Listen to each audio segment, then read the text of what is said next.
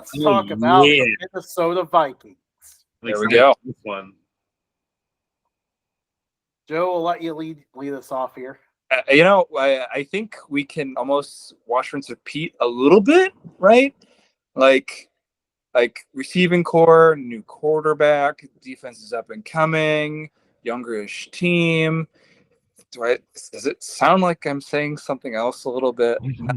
We're bringing it over. Similarities. Now, that being said, Kevin O'Connell, I think, has established himself as I don't want to say like offensive mastermind, right? Not quite Sean McVay or Shanahan territory, but I think he made Kirk Cousins look like the 8th best quarterback in the NFL. So, and an aging Kirk Cousins at that, who complains about his ribs a lot, according to a show on Netflix. But honestly, I think a lot can be said about the Vikings. They don't seem to do things normally. They have recently invested a lot in their smoking hot receiver, and it remains to be seen how well that pans out. Now, that being said, based on recent contracts, I don't think that's the most boneheaded move of the summer.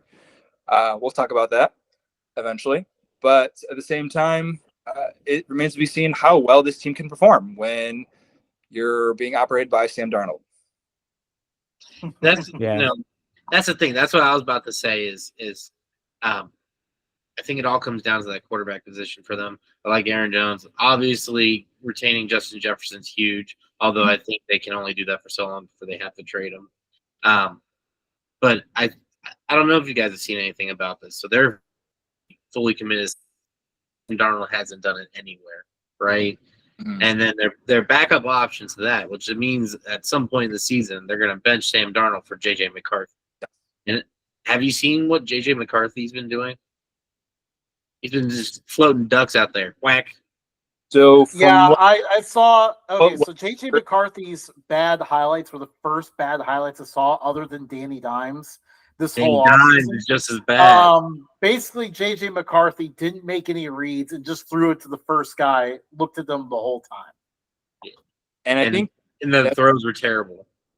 I think people, at least the quote I've heard is, J.J. McCarthy's making the easy things look easy, which is what you want to see from a developing QB, right? Mm-hmm. You want to make sure that they continue to consume and work and go through all that jazz.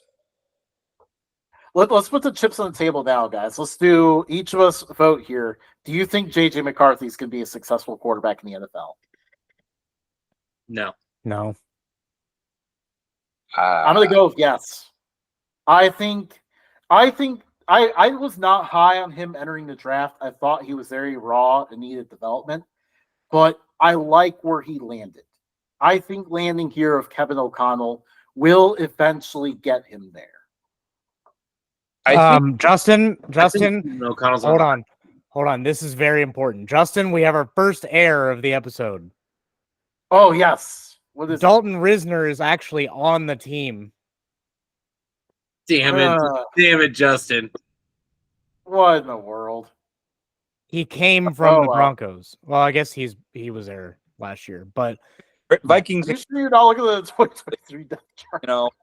You name a good prominent Vikings guard, and you really can't, right? So it's tough. Yeah, that's fair, but at the same time, like, you see who they lost. The main ones are Quessenberry, Daniil Hunter, Davenport. The rest, you can get by with losing. Kirk Cousins, I mean, it was stability at the QB position, so you are starting over there, but like, I wouldn't say Madison is a long-term option anywhere for running back. KJ Osborne, good locker room guy, probably adds a little bit of depth too to receiver, but losing him isn't like end all be all. Definitely. My thing for them is the receivers aren't deep.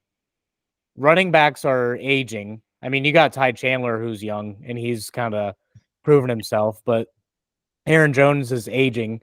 But still got it. Yeah. But offensive line, they're getting better. Sam Darnold, he is the same age that Aaron Rodgers was when Aaron Rodgers took over the Packers.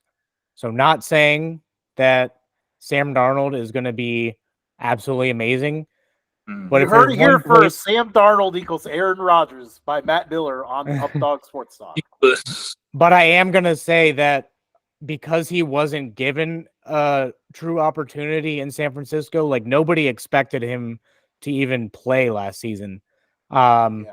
So Shanahan couldn't do much with him because they're committed to Purdy. I know the Vikings are committed to McCarthy, but watch for Sam Darnold to actually surprise some people this year. I don't think McCarthy's going to be that great in the NFL. I think that he got used to winning in college in an easy conference with one opponent, maybe two that you got to play. If they want to succeed, they should go out and go get like another big blue chip running back and then just have like you run the ball a lot, you run a lot of halfback screens, and you get Justin Jefferson and Jordan Addison the ball. TJ Hawkinson in the red zone. But could you afford like a blue chip at this point, right? Could they have swung for the fences and signed Saquon? Yeah, Yeah, because running backs aren't that Okay. expensive. and they have a lot of money out there. Bad for that market, man. Go real bad. But I do like what they're doing on defense. Like they're getting rid of. I love Dallas Turner. Yeah, Dallas I Turner was an absolute Great. steal when they got him.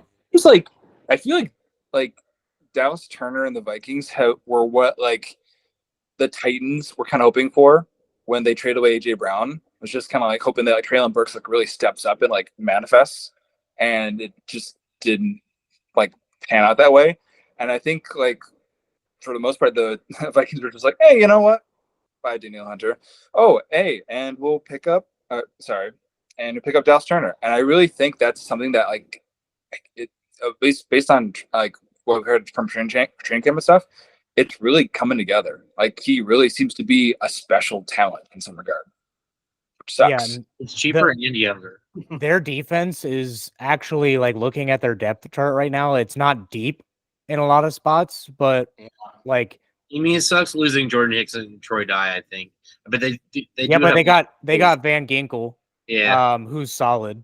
I like And they got Ivan Pace there, anchoring everything down. Blake Cashman's not too bad. He'll get you a bunch of tackles. Okay. Jonathan Grenard is a good rotation defensive end, solid.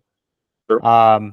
Jerry Tillery, probably not the best defensive tackle you could have gotten, but package him with Harrison Phillips and you got yourself a good tackling duo to There you stop go. the run. So, and then if you look at their secondary, they got Byron Murphy, Andrew Booth, Harrison Smith, Cameron Bynum, Shaq Griffin. Like they got some guys Mhm. on defense, and it's just a giant stamp of Brian Flores. So Yeah. Their That's secondary the other thing you was gotta a talk problem for like 10 years, it felt like. So it's good that they finally have found the solutions to fix it. I mean, it took them and so they got long. Shaq Griffin for pennies on the dollar. Yeah. True. So Yeah. I mean, we'll see. You know, like I like the Aaron Jones pickup. I mean, you're not gonna be able to rely on them to make it all what is it now? 17 games. He's not gonna make it all 17 games. But so it's eventually- gonna be for the backups to step up a little bit, but Might not be a bad oh, option. 18, yeah. But they yeah. do have the lotion man as their third string center, Michael Juergens. Jergens, man. I think this has become Matt's thing where he just looks at the depth chart and finds the guy with the last name of Juergens. Why not? I mean, like at this point, this offense looks like they have obviously like a bit of talent, but to me, it doesn't look like they're gonna be able to move the ball a whole lot. Let's talk about their offensive line, though. I mean, Yeah, did anyone else see the Alexander Madison like inside the 5-yard low light reel? I remember it. Yeah. The thing is though, like I thought it was gonna be a whole thing about how bad Alexander Madison was, but then like the first like 6 highlights were all like pretty much free defenders tackling him behind the line of scrimmage. So Well, like, to be fair, they did have a lot of injuries last year. Yeah. They're off. And Justin, you damn it, Questenberry is still on the team too. There's no way that Questenberry is still on the team. I'm looking at the depth chart right now. He's second on the right tackle behind Brian O'Neill. Not listed on the purpose. Anyways, You're fired. yep. Pretty much. Let's see if it goes 4 for 4. Well, we got to see it. We got to see it. Get the show going.